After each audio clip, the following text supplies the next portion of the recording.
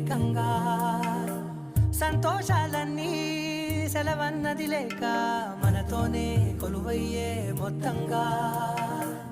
స్వాగతాలు లేని ఒంట్లో ఉండలేక విరహం కనుమరుగ